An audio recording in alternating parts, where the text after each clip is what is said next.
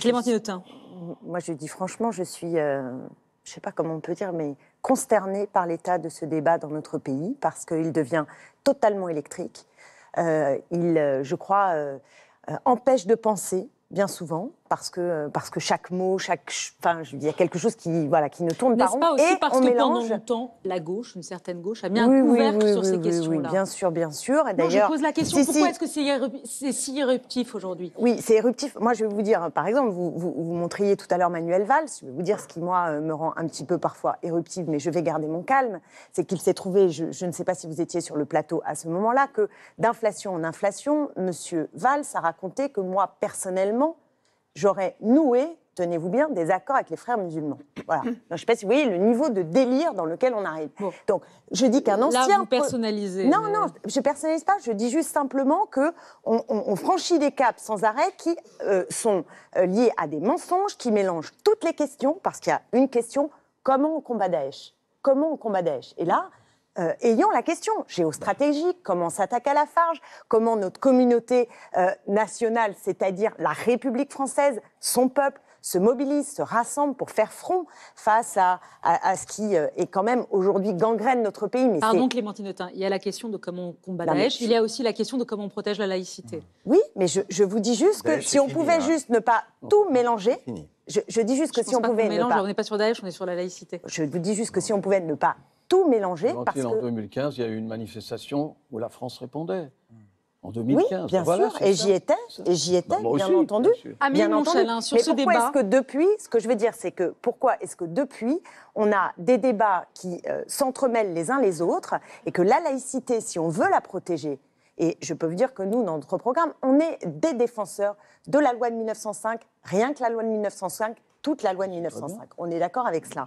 Mais nous disons que la laïcité ne peut pas être instrumentalisée aujourd'hui pour mener une guerre contre une religion. Faisons très attention. Donc c'est pour ça que je dis qu'on a 3 questions qui doivent être bien posées et que faisons vraiment très attention à ne pas blesser, à ne pas stigmatiser et à rassembler. Et ce qui rassemble, c'est la question de l'égalité, la question de la démocratie et comment combattre Daesh très sérieusement, pas simplement dans des amalgames et des folies de Amine Montchalin, quand il y a eu tous ces débats sur toutes les ondes et sur toutes les télévisions entre, disons, Mediapart et Charlie Hebdo et Manuel Valls, on ne vous a pas tellement entendu en Macronie sur le sujet. Est-ce que la laïcité est un sujet trop explosif pour que vous vous prononciez? La laïcité, pour nous, c'est très clair.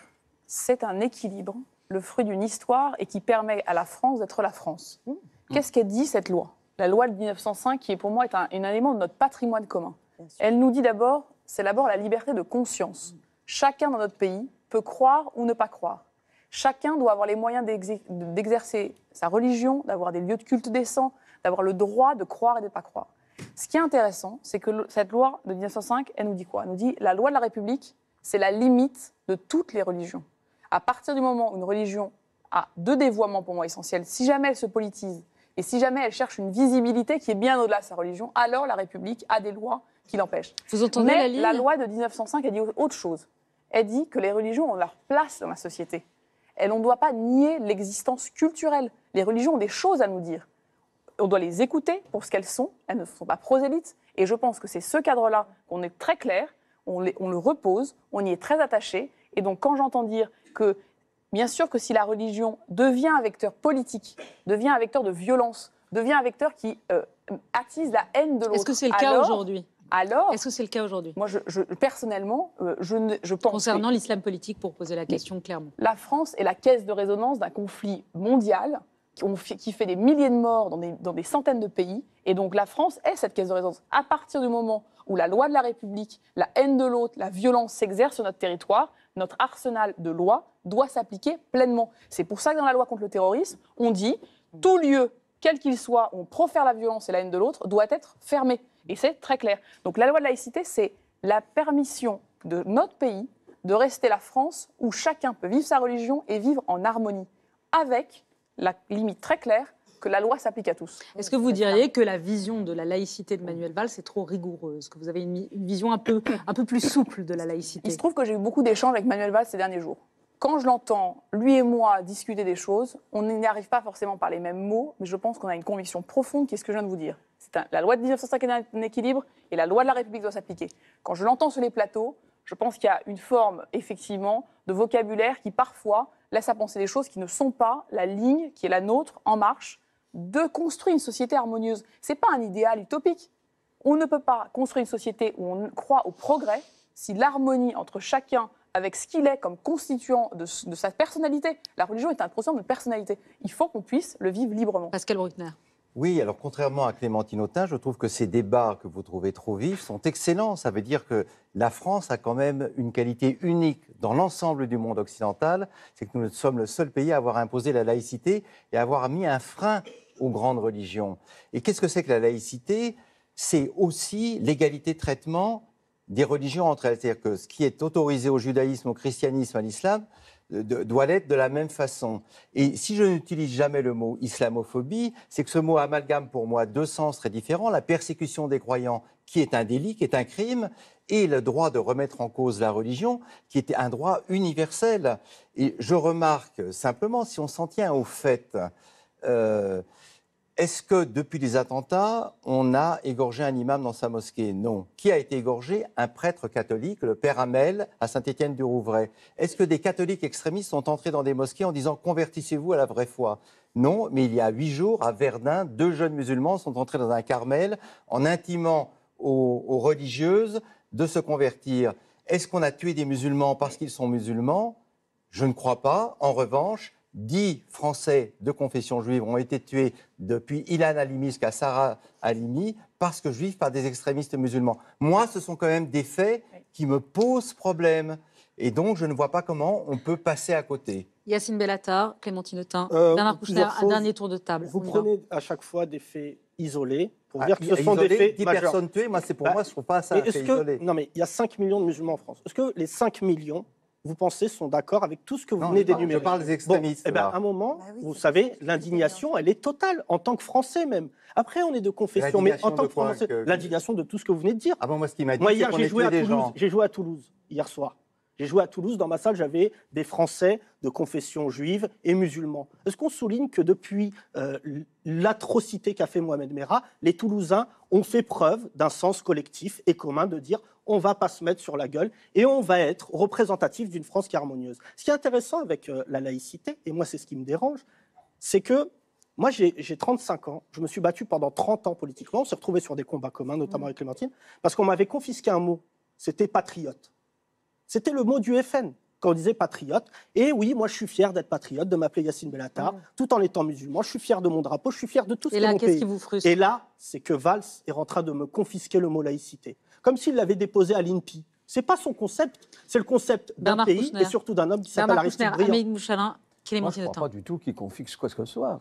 Il a été vif, et on peut lui reprocher d'avoir dit avec beaucoup de violence ce qu'il pensait. C'était d'ailleurs le jeu avec Bourdin, il ne faut pas exagérer. Mais C'est il la n'a faute pas de Bourdin, donc. Non, enfin, il impose la façon dont... Et alors, et tout à l'heure, c'était la faute, il était violent aussi. Tout ça, ce débat. Bon, c'est comme ça en France, parfois ça dérape un peu. Mais il pense exactement le contraire, Valls. Et il l'a prouvé. Bien sûr que la théorie... Ça. Une semaine après, il dit en Espagne, au journal El País, que le problème, c'est ce qui est Monsieur, intéressant. vous Pardon, m'avez Yacine interrompu, Bellatar. je crois. Pourquoi est-ce que vous réduisez la question de la laïcité à Manuel Valls ? Parce Mais que parce c'est lui que- qui veut l'incarner. Qu'est-ce qu'il y a, Moi, contre je serais lui ravi que tout le monde Moi, en je parle. le Non, en tant que mais député non, En Marche, mais je il ne- l'incarne tout autant. Non, moi, ce qui m'a... Vous aussi, mais vous il n'a l'incarnez, jamais- vous avez Non, mais votre vision de la absolument, mais quand il laïcité. dit sur les plateaux télé... Mais attends, aujourd'hui- pardon, monsieur. Juste, je finis ma phrase, comme vous l'avez dit tout à l'heure, Absolument. monsieur. Bon, alors, il n'a jamais été comme ça. Il a été exacerbé par ce qui s'est passé. Cette querelle avec Plenel a fait monter les choses des deux côtés. Mais la politique de Valls, Premier ministre, ça a été exactement ce qu'a décrit Pascal. C'est-à-dire qu'on fait tout pour éviter de tomber dans le piège que nous tendent les extrémistes. Mais qu'ils ont réussi, selon moi. Non, ils n'ont pas réussi du tout. pour Ils moi, n'ont c'est pas. pas une guerre. Mais enfin, comment pouvez-vous dire ça? Bah, Les peut-être parce chiffres que sont ceux-là. aujourd'hui, quand je vais dans certains quartiers, ce que vous ne faites pas... Ah bah oui, que si, les si, jeunes- si, je fais beaucoup. Oh là là. Enfin, je ne parle pas du 16e, je parle des... Non, non, excuse-moi. Oui, je il m'est parle- arrivé d'aller dans des pays qui n'étaient pas le 16e Non, mais moi, je arrondissement. vous parle de connais quartiers pas de mal. France. Oui, Les ben, quartiers moi, je parle du populaires- monde. Les quartiers populaires aujourd'hui, je ne sais pas, pour ceux qui sont... Les en quartiers tout cas- populaires, c'est quoi? Non, mais... C'est là où vous voulez aller. C'est là où vous êtes allés. Les quartiers sont tous populaires en France. Arrêtons Non, de mais faire arrêtez, cette... mais- Arrêtons de faire Oui, le cette... peuple, Oui, le peuple, il est Non, mais réparti. moi, je vous dis, j'ai un... Mais non, mais vous m'avez Non, dit... mais à un vous moment, n'avez je pas vous dis que dans les répondu à ma- quartiers populaires aujourd'hui, puisque Oui, vous voulez d'accord. encore jouer sur les mots, mais en tout cas, les Français derrière leur écran savent d'où je parle. Ah, derrière le Oui. périphérique, vous voulez dire. Mais qu'est-ce que ça veut dire, les quartiers Non, mais c'est populaires? pas Il y en a partout, il y a En des tout quartiers cas, qui vont une très bien. partie des gens de ces quartiers-là prennent Bien. contre eux le fait que la laïcité, Allez. aujourd'hui, qu'elle soit portée par Valls, soit contre Très eux. bien. Mais il faut leur c'est Je dire. un voudrais problème. qu'on parle des femmes. Je voudrais qu'on parle des femmes. Pardon, allez-y, Bernard Kouchner, Non, terminé. Mais je veux dire, Je voudrais justement, pas il faut vous leur couper. dire que ce n'est pas du tout ce qui s'est passé en France. Les chiffres de Pascal sont très clairs, et ce sont que des chiffres. Ce n'est pas la vie quotidienne. Pour la vie quotidienne des gens, nous avons choisi, la France a choisi, tous ensemble nous avons choisi, de ne pas faire l'amalgame entre l'extrémisme et les musulmans. Et c'était difficile, et nous l'avons fait. Bon.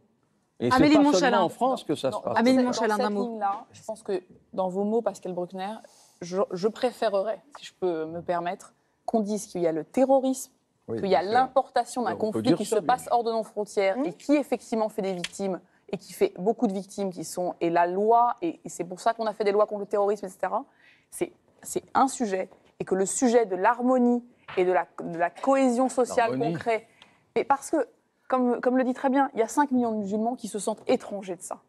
Je ne sais pas si aujourd'hui c'est aider notre République que de considérer qu'il faut qu'on pose le débat en ces termes. Notre débat, c'est comment la laïcité Répondez. Mais je crois qu'on l'a permet posé comme à ça. chacun, mais permet à chacun de vivre sa religion, croire Oui. ou ne pas croire, Oui. librement, Oui, et alors, qu'ensuite si nous de sommes mettre d'accord ou- Ah oui, avec non, on est une d'accord. République Là, on est qui arrive à complètement avoir- d'accord. Allez, D'accord. Alors donc, pourquoi est-ce que ces débats sont absolument récurrents J'ai essayé Permettez-moi de calmer raconter un petit peu, vous juste voyez, une les anecdote, choses mais et de remettre le les choix choses en ordre. éditorial de ce débat, le journaliste m'appelle, votre rédacteur en chef, et me dit, est-ce que vous voulez bien venir à un débat après On parle de la gauche. Jean-Luc Mélenchon pour faire sur les deux gauches? Je lui dis, ah bon, les deux gauches, voulez-vous nous parler de Non, quoi? il vous a parlé Socialisme également. et communisme, C'est pas vrai, Clémentine rupture, Autain. On vous a dit, adaptation. on débriefera Jean-Luc Mélenchon. Il y aura la question des deux Oui. gauches irréconciliables sur l'islam, Ah bon? qui a été posée Non, c'est- sur la laïcité. Pardon. Permettez-moi juste de dire, non mais j'entends peut-être, mais c'était marqué les deux gauches. Moi, je ne comprenais pas que on allait faire une césure à gauche autour de cette question.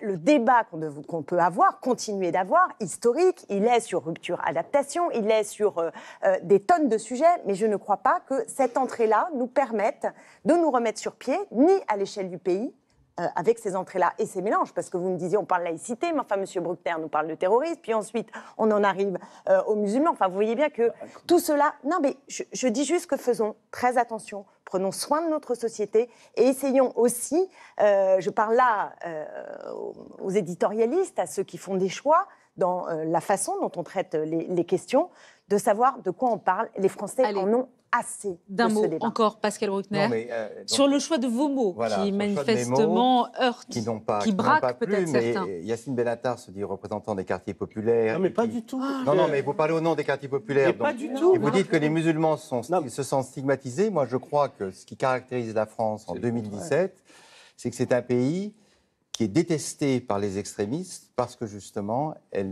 n'opprime pas les musulmans, elle les libère et notamment elle leur donne cette possibilité incroyable de pouvoir s'arracher à leur Ils sont religion, enfermés. de pouvoir se convertir à une autre religion. Et ça, je crois que c'est une Ils sont pas liberté enfermés, les musulmans. que Les très libérer de peu, quoi? très peu de gens, très peu d'autres pays Bien. donnent. D'ailleurs, il y en a à un leurs paquet qui croyants. aimerait bien être défini autrement qu'ils sont musulmans. Enfin, moi, c'est des choses que Non, mais j'entends. c'est Je fou, suis parce élue que moi, j'aimerais bien c'est les vrai. je définir. suis on élue de peut pas Seine-Saint-Denis. Non, mais juste- et je voudrais enfin, juste c'est dire juste que... On va, phrase, oui, peut-être. allez, Juste d'un mot. dire, vous d'un mot. savez, je vais vous prouver que les musulmans, parce que vous les appelez comme ça, mais vous savez, moi je les vois comme des contribuables.